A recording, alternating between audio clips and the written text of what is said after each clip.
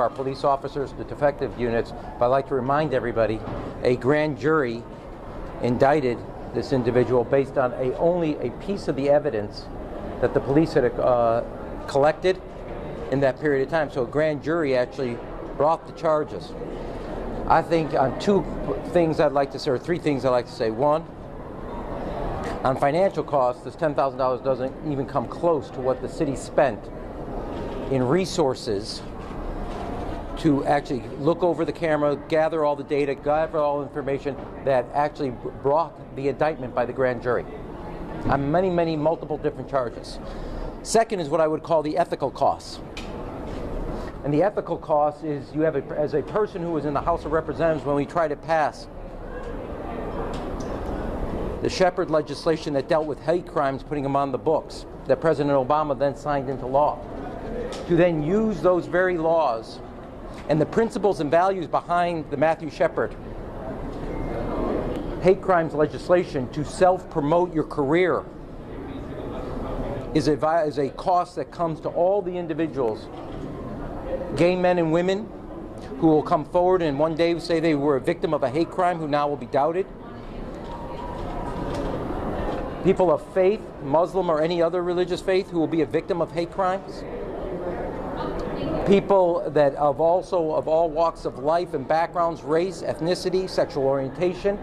Now this casts a shadow of whether they're telling the truth, and he did this all in the name of self-promotion. And he used the laws of the hate crime legislation that all of us collectively over years have put on the books to stand up to be the values that embody what we believe in. This is a whitewash of justice. A grand jury could not have been clearer. To then say not only is the cost, $10,000 doesn't come cost financially, but all the other repercussions of this decision it made, to me, where is the accountability in the system? You cannot have, because of a person's position, one set of rules apply to them, and another set of rules apply to everybody else. In another way, you're seeing this play out in the universities, where people pay extra to get their kids a special position in universities. Now you have a person, because of their position and background, who's getting treated in a way that nobody else would ever, sorry about that, don't get near, I'm doing near my sermon here, that would ever get close to this type of treatment. Our officers did hard work, day in and day out, countless hours, working to unwind what actually happened that night. The city saw its reputation dragged through the mud, but I remind everybody it was not just the officers' work. That work, a piece of that work, was shown to a grand jury, and they made a decision based on only a sliver of the evidence. And as I remember correctly, somebody wanted to have that evidence in the day, as the superintendent said, their day in court, so all the evidence can be made public. Because of the judge's decision, none of that evidence will ever be made public. None of it. This is without a doubt a whitewash of justice, and sends a clear message that if you're in a position of influence and power, you'll get treated one way, other people will be treated another way. There is no accountability then in the system. It is wrong, full stop. Do you blame the state's attorney's office for this decision? What I do want to say is the way I look at it is I commend the officers and the grand jury for their decisions. What about Superintendent Johnson? Does Kim Fox owe you an apology too? Well, you know, at the end of the day, like I said, our job as police officers is to present them with the evidence. The apology comes from the person that did this. If you want to say you're innocent of a situation, then you take your day in court. I would never, if someone falsely accused me, I would never hide behind a brokered deal and secrecy, period. But you didn't have any heads up about this at all, right? I mean, you found out about this today while you were here. Is it unusual for the state's attorney to just drop a case like this without giving you guys some sort of heads up? Well, I don't know what's unusual for the state's attorney, but we found out about when you all did. John, hold on one second. I would say one thing. From top to bottom, this is not on the level. From the state's attorney's office, then? I understand that piece, but I do want to get, it's not on the level, but I also want to say, and I want to emphasize, underscore what the superintendent just said. In the end of the day, it's Mr. Smollett that committed this false claim upon two individuals and who have also testified, but also on the city. One action, yes, you're looking at the state's attorney. It is not on the level from beginning to end, and there needs to be a level of accountability throughout the system, and this sends an unambiguous message that there is no accountability, and that is wrong. Don't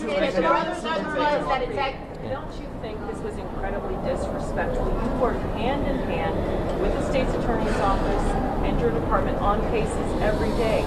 To think of the man hours your detectives spent on this and to not get at least a phone call from her office saying, hey, this is what's happening today. Personally, how did you feel about that? Well, you know, prosecutors have their discretion, of course. We still have to work with the state's attorney's office. I'm sure we'll have some conversation after this. But again, at the end of the day, it's Mr. Smollett who committed this hoax, period. If he wanted to clear his name, the way to do that was in a court of law so that everyone could see the evidence. You all know what the bond proffer said. You know, we all know what it said.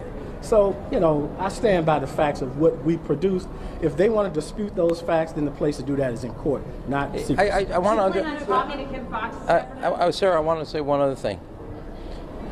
Mr. Smollett is still saying that he is innocent, still running down the Chicago Police Department. How dare him?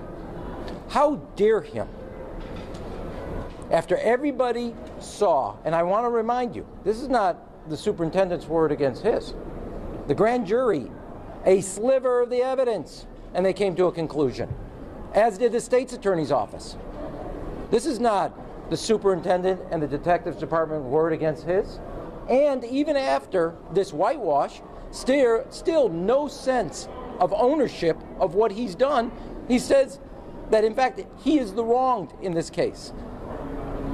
This is an unbelievable, not just whitewash of justice, this is a person now who's been let off scot-free with no sense of accountability of the moral and ethical wrong of his actions. From top to bottom, not only besmirching the name of the city, but then I cannot stress that in a time when you have people bringing a moral equivalency in Virginia between bigots and those fighting bigotry, then you have a person using hate crime laws that are on the books to protect people who are minorities from violence,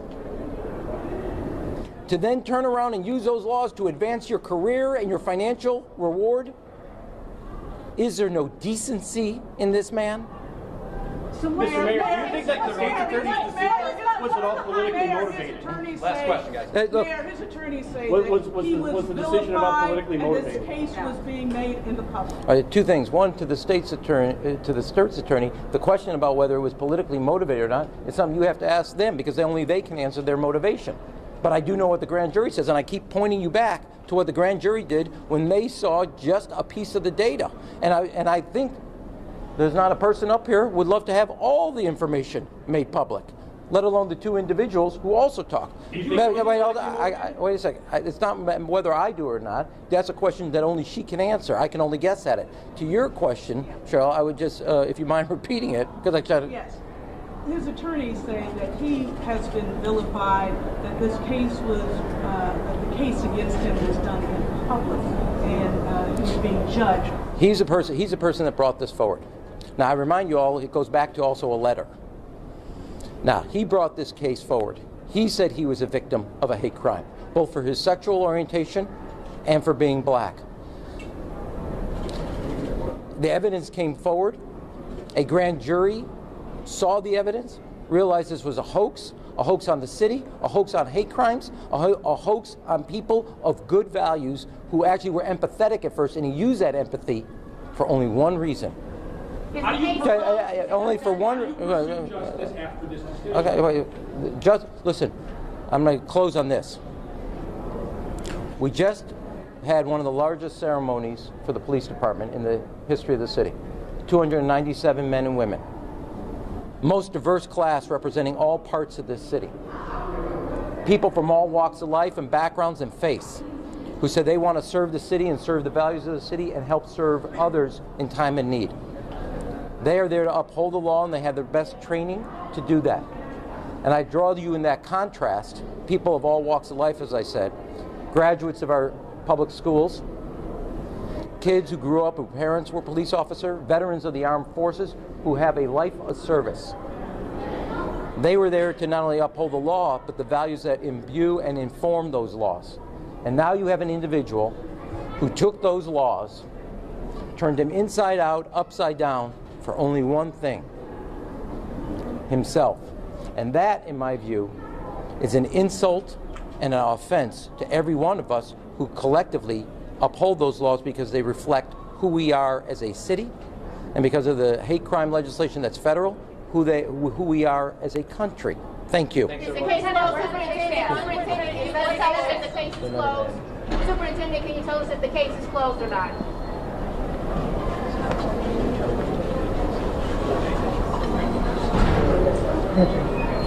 Case closed?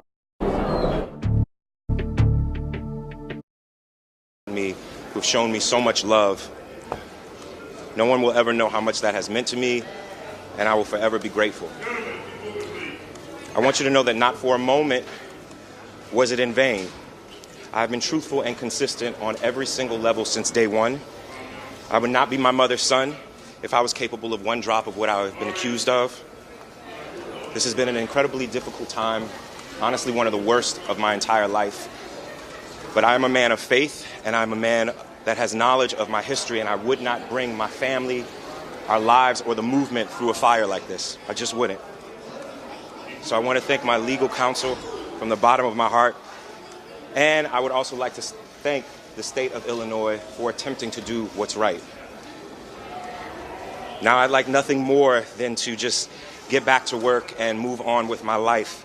But make no mistakes, I will always continue to fight for the justice, equality, and betterment of marginalized people everywhere. So again, thank you for all the support, thank you for faith, and thank you to God. Bless y'all. Thank you very much.